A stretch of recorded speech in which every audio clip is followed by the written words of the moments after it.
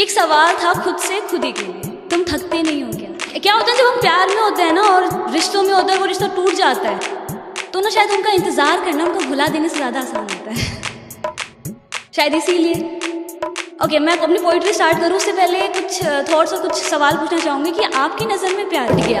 नहीं तो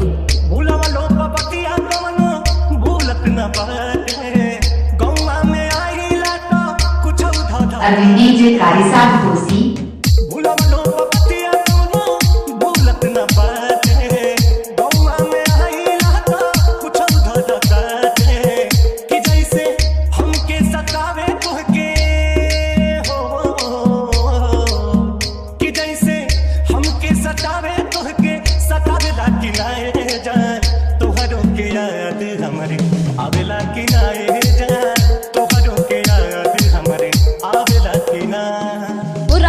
गमों के अंधेरों में अकेला छोड़ किसी और की ही बाहों में जाकर सो गया, तो क्या अब उसकी रातें को उजाड़ने की तमन्ना है? नहीं तो क्या आप भी उसकी खुशियों की दुआओं में सजदों में अपना सर झुकाया करती हो?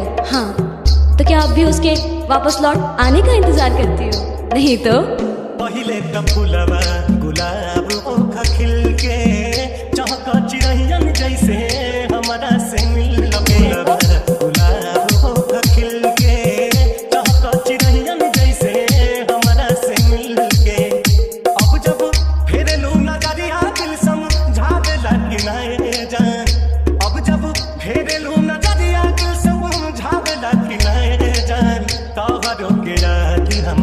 DJ Carissa Fosi